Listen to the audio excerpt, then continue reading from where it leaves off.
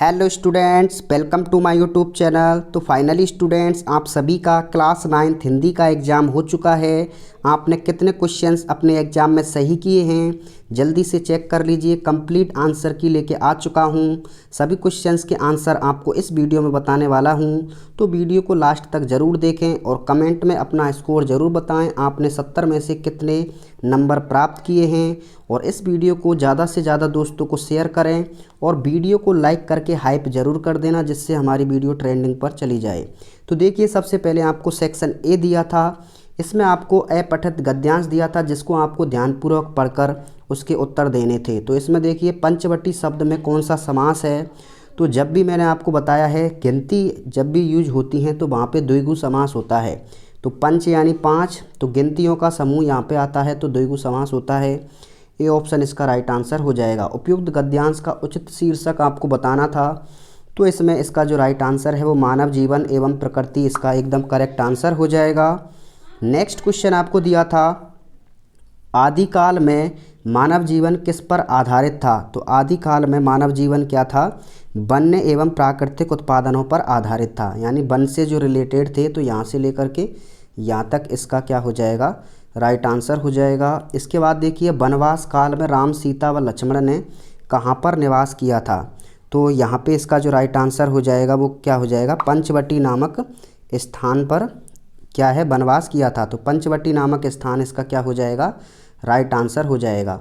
इमारती लकड़ी का क्या उपयोग है। तो इमारती लकड़ी का क्या उपयोग है, तो इसमें जो है इसका जो राइट आंसर है, इमारती लकड़ी से भवन का निर्माण होता है, कृषि यंत्र बनते हैं, परिवहन, फर्नीचर आदि क्या है बनते हैं। तो ये यहाँ पे इसका जो राइट आंसर है वो ये पूरा लिखना था।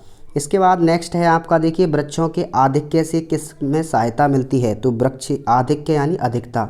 तो वृक्ष जब अधिक होते हैं तो क्या होता है, बाढ़ नियंत्रण में सहायता मिलती है। तो बाढ़ नियंत्रण अगर आपने इसमें लिखा होगा तो इसका जो राइट आंसर है वो हो जाएगा। इसके बाद देखिए, ये पद्यांश दिया था जिसको आपको पढ़कर इसका क्या है राइट आंसर बताने थे। तो इसके भी क्वेश्चन देख लेते हैं। पद्यांश में बादल की उपमा किसे दी गई है। तो बादलों की उपमा किसे दी गई है, तो ये बाल कल्पना से इसका जो है राइट आंसर ऑप्शन डी हो जाएगा। और इसके बाद देखिए, नेक्स्ट क्वेश्चन है, धरा किस कारण तप्त हो गई है। तो किसके कारण तप्त हो गई है, अत्यधिक गर्मी व लू से। तो ऑप्शन इसका बी ऑप्शन इसका क्या हो जाएगा, राइट आंसर हो जाएगा। इसके बाद देखिए, नेक्स्ट है, उपयुक्त पद्यांश का उचित शीर्षक आपको बताना है। तो इसका जो राइट आंसर है वो उत्साह। ये तो आपका चैप्टर पढ़ा हुआ है, तो उत्साह इसका क्या हो जाएगा, राइट आंसर हो जाएगा। विकल विकल उन्मन थे, उन्मन पंक्ति में जो अलंकार है वो आपको बताना था। तो विकल विकल क्या है, 2 बार आया है। और उन्मन थे उन्मन, तो कौन सा अलंकार हो जाएगा, पुनरुक्ति प्रकाश। पुनरुक्ति प्रकाश अलंकार इसका क्या हो जाएगा, राइट आंसर हो जाएगा। पद्यांश में आए शब्द जो बादल है उसके 2 पर्यायवाची बताने हैं। तो बादल के पर्यायवाची तो आप सभी को पता है, सब ने कर दिए होंगे। तो इसका जो राइट आंसर है वो क्या हो जाएगा, जैसे बादल का क्या होता है, घन होता है, मेघ भी होता है, और इसके अलावा धाराधर भी होता है। तो इस तरीके से आपने लिख दिया होगा, और जलधर भी होता है। इसके बाद देखिए, निदाघ शब्द से क्या तात्पर्य है। तो निदाघ शब्द का तात्पर्य होता है गर्मी या ताप। गर्मी या ताप इसका क्या हो जाएगा, राइट आंसर हो जाएगा। इसके बाद देखिए, ऑब्जेक्टिव टाइप क्वेश्चन दिए थे सेक्शन बी में। धरती का पर्यायवाची नहीं है। देखिए, वसुधा भी होता है, धरा भी होता है, भूमि भी होता है, लेकिन भारती नहीं है। तो डी ऑप्शन इसका क्या हो जाएगा, करेक्ट आंसर हो जाएगा। इसके बाद देखिए, यहाँ पे इसका जो राइट आंसर है, आग्रह शब्द का विलोम। तो आग्रह का विलोम आपको क्या करना था, अनाग्रह। क्या हो जाएगा, सॉरी, आग्रह का क्या हो जाएगा, दुराग्रह। अनाग्रह, अनाग्रह भी आग्रह के समान होता है, तो दुराग्रह इसका क्या हो जाएगा, करेक्ट आंसर हो जाएगा। राम फल खाता है में वाक्य में उद्देश्य क्या होता है। जो कर्ता होता है वही उद्देश्य होता है, यह आपको पता होना चाहिए। तो कर्ता क्या है इसमें, राम है, तो यही क्या हो जाएगा, इसका उद्देश्य हो जाएगा, और बाकी का जो है वो विधेय होता है। इसके बाद देखिए, मीरा खाली जगह राम सगे भाई हैं। तो इसमें क्या जोड़ना है, तो इसमें संयोजक शब्द जोड़ना है, और। तो इसमें और हो जाएगा।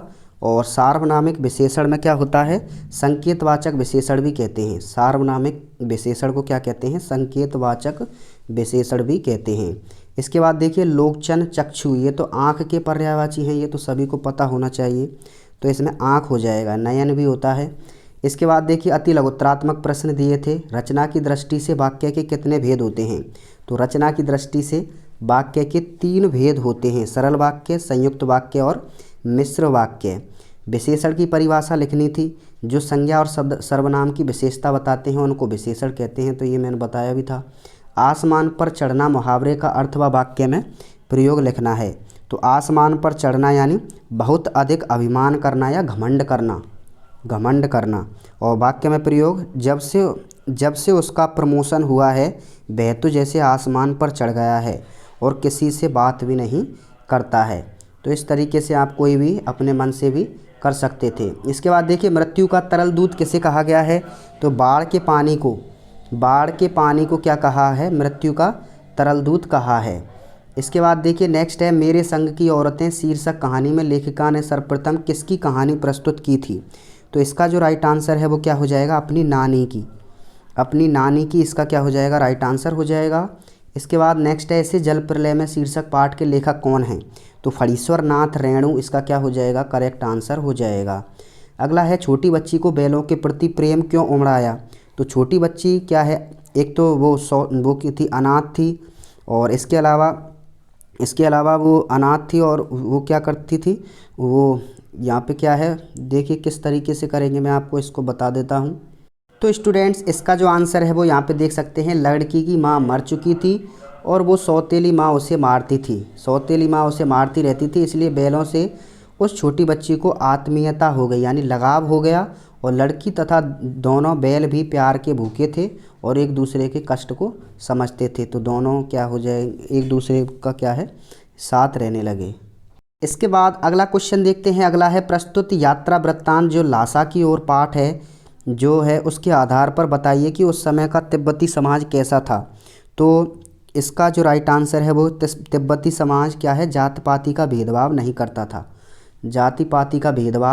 नहीं करता था। इस तरीके से आप लिख सकते हैं। छुआछूत जैसी कुरीतियाँ नहीं थी उस समय, और महिलाएं भी पर्दा नहीं करती थीं, और यात्री आसानी से किसी के भी घर ठहर सकते थे। इसके बाद देखिए नेक्स्ट है आपका उपभोक्ता संस्कृति में सबसे बड़ा खतरा क्या है? तो उपभोक्ता संस्कृति में सबसे बड़ा खतरा क्या है? मनुष्य का वस्तु दास बनना। उपभोक्ता संस्कृति में सबसे बड़ा खतरा यह है कि मनुष्य अपनी आवश्यकताओं को भूलकर केवल वस्तुओं का दास बन जाए, यानी वस्तुओं का दास का मतलब है गुलाम बन जाए, और सुख शांति को खो देता है। इसके बाद देखिए लेखक ने प्रधानमंत्री के गांव की मिट्टी से जुड़ा हुआ माना है और क्यों? लेखक ने भारत के किस प्रधानमंत्री को मिट्टी से जुड़ा हुआ माना है और क्यों? तो इसका जो राइट आंसर है वो क्या हो जाएगा? चौधरी चरण सिंह को, क्योंकि उनका जो रहन सहन है और खान पान है, जीवन शैली है, पूरी तरह ग्रामीण परिवेश वाली थी और वे किसानों के हितैषी थे। तो इस तरीके से आप लिख सकते थे। इसके बाद हीरा और मोती के स्वभाव में अंतर क्या दिखाई देता है? कहानी के आधार पर बताना था। तो दो बैलों की जो कथा है उसके आधार पर उनका जो स्वभाव था वो शांत और समझदार था। हीरा शांत और समझदार था, जबकि मोती क्या है, थोड़ा सा उग्र था। तो अंतर बताना है, तो हीरा तो शांत था और मोती क्या है, उग्र था। तो इस तरीके से आप लिख सकते हैं। हीरा क्या था, शांत स्वभाव का था, सहनशील था और समझदार था, जबकि मोती क्या था, गुस्सैल था और उग्र साहसी था। मानसरोवर किस प्रकार के जल से युक्त है? तो मानसरोवर किस प्रकार के जल से है? पवित्र जल से युक्त। तो पवित्र जल से युक्त लिख सकते हैं इसमें। कवित्री का घर जाने की चाह से क्या तात्पर्य है?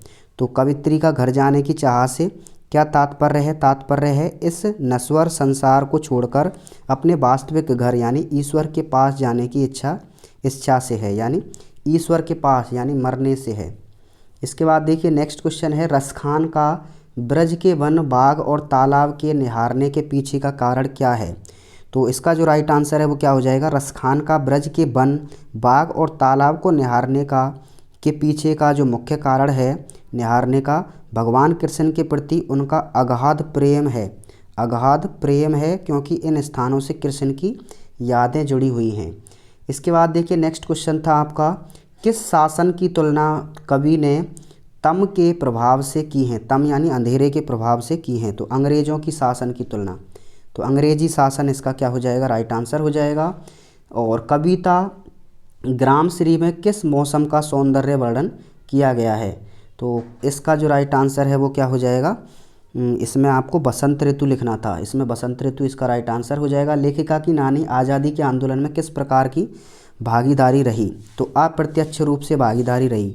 लेखिका की नानी आज़ादी के आंदोलन में सीधे तौर पर भाग नहीं लिया बल्कि अप्रत्यक्ष रूप से भागीदारी निभाई। उन्होंने अपनी बेटी की शादी एक स्वतंत्रता सेनानी से करवाने की इच्छा व्यक्त की, जिससे देश के प्रति उनकी भावनाएं प्रकट होती हैं।